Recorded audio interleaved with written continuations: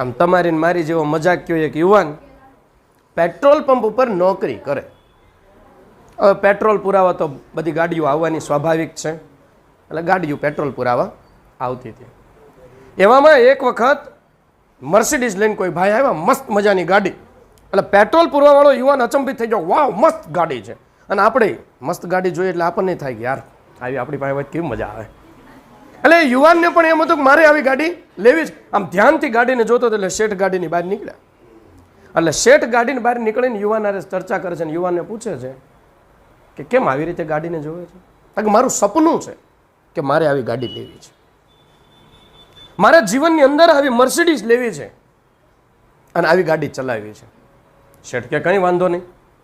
શેઠે ખિસ્સામાંથી પોતાનું વિઝિટિંગ કાર્ડ આપે છે અને વિઝિટિંગ કાર્ડ આપીને કહે છે કે હાલે આ કાર્ડ છે ને એના ઉપર મારો નંબર છે, તું મને કોલ કરજે, હું તને બિઝનેસ કઈ રીતે થાય એ શીખવાડીશ.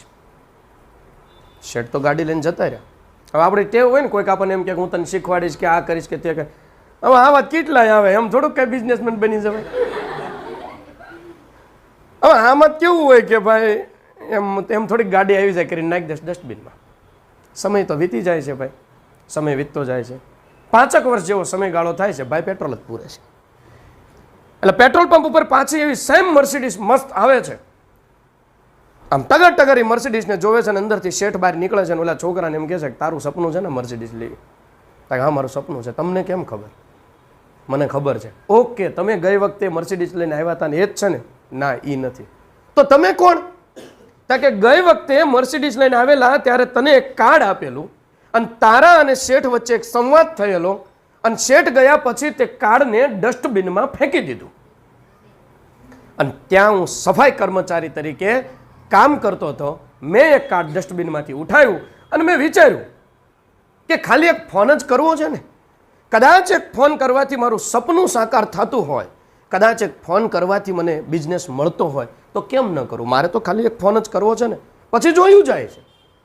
એટલે મેં ફોન કર્યો, શેઠની સાથે મુલાકાત કરી અને શેઠની પાસેથી બધું શીખ્યો.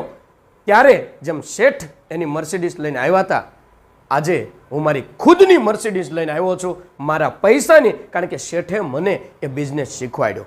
ફરક એટલો છે કે તારું પણ સપનું હતું મર્સિડીઝ લેવું ને મારું પણ સપનું હતું મર્સિડીઝ લેવું.